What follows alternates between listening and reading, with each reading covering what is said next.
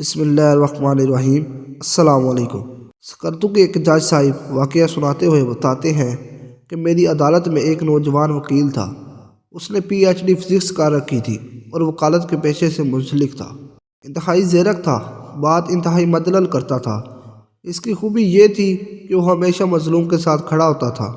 میری وہاں پوسٹنگ کے دوران میں نے اسے کبھی کوئی کیس ہارتے ہوئے نہیں دیکھا۔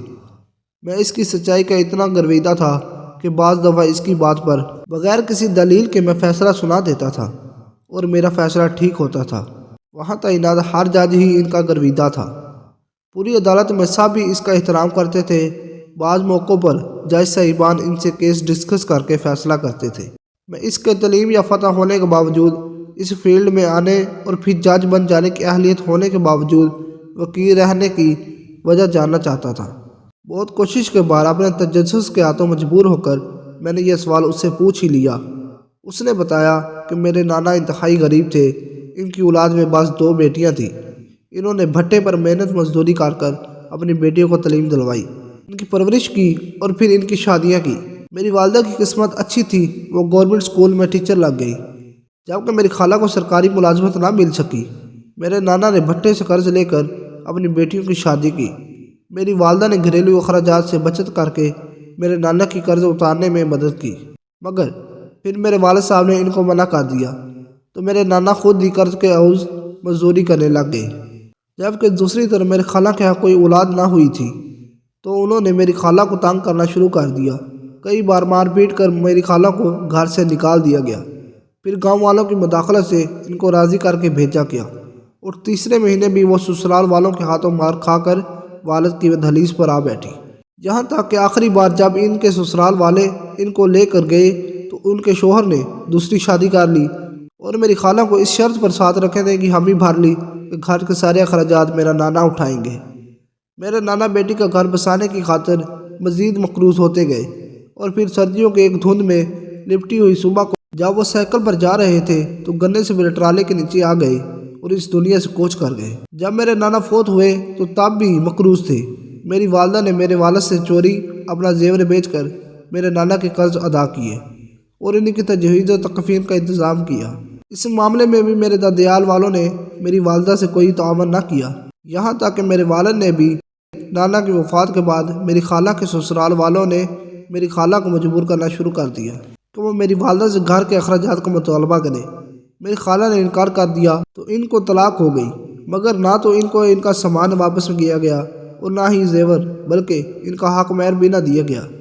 میری والدہ اور خالہ کے پاس آخری سہارا قانون تھا، اور قانون طاقتور کی باندھی ہے۔ میری والدہ اور خالہ نے ہائی کورٹ تک کیس لڑا، مگر اپنا حق نہ لے سکی، اور پھر خالہ ہائی کورٹ میں کیس کی سنوائی کے بعد واپس آئی اور خودکشی کر لی۔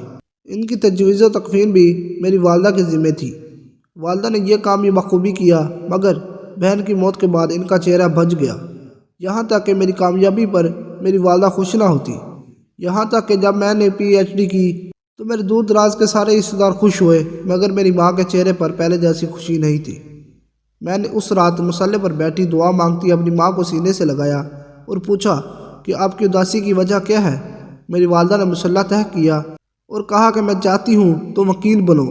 زندگی میں پہلی بار میری والدہ نے کسی خواہش کا اظہار کیا تھا۔ میں نے وجہ پوچھی تو میری والدہ نے الٹا سوال داغ دیا کہ آپ کو پتہ ہے کہ آپ کی خالہ نے خودکشی کیوں کی؟ میں نے کہا نہیں۔ تمہاری خالہ کے پاس وکیل کی فیس دینے کے لیے پیسے نہیں تھے تو وکیل نے جسم کا تقاضا کیا تھا۔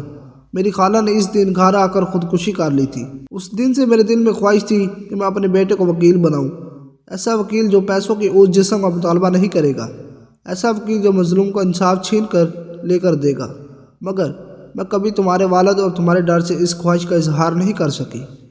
میری والدہ بات مکمل کر کے رونے لگ گئی تو میں نے ان کے قدم چومے اور وعدہ کیا کہ میں ایسا ہی وکیل بنوں گا، اور پھر وکالت میں داخلہ لے لیا۔ میرے اس فیصلے سے تمام فیملی ممبر اور دوست احباب حیران تھے، مگر میری والدہ بہت خوش تھی۔ میں جب تک جا کر پڑھتا رہتا، میری والدہ میرے ساتھ جا کر آیت الکرسی پڑھ کر مجھ پر پھونکتی رہتی۔ میں نے وکالت میں بھی گولڈ میڈل لیا اور اپنی ماں کا خواب پورا کیا، مگر افسوس کہ میری والدہ اس خواب کی تعبیر کو نہ دیکھ سکی۔ میں وکیل بننے کے بعد ہمیشہ سچ کے لیے لڑا۔ میں نے کبھی کسی ظالم کو سپورٹ نہیں کیا۔ میں ہر کامیابی پر اپنی والدہ کی قبر پر جاتا ہوں۔ مگر ایک عرصے تک میری والدہ مجھے خواب میں نہیں ملی۔ چند ماہ پہلے میں نے ایک یتیم لڑکی کا کیس لڑا، نہ صرف اس کا سامان اور حق مہر لے کر دیا بلکہ اس کے بچوں کا ماہانہ خرچہ بھی لے کر دیا۔ اس دن جب والدہ صاحبہ کی قبر پر گیا تو رات کو میری والدہ مجھے خواب میں ملی۔ اسی مصلے سے اٹھ کر مجھے سینے سے لگایا اور مجھ پر کچھ پڑھ کر پھونکا۔ اس دن مجھے لگا کہ میں نے زندگی کا مقصد حاصل کر لیا۔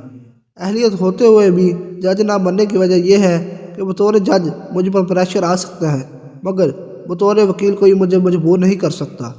میں حلال طریقے سے اتنا رزق کما لیتا ہوں کہ گزارا ہو جاتا ہے۔ بس میں اتنے میں ہی خوش اور مطمئن ہوں۔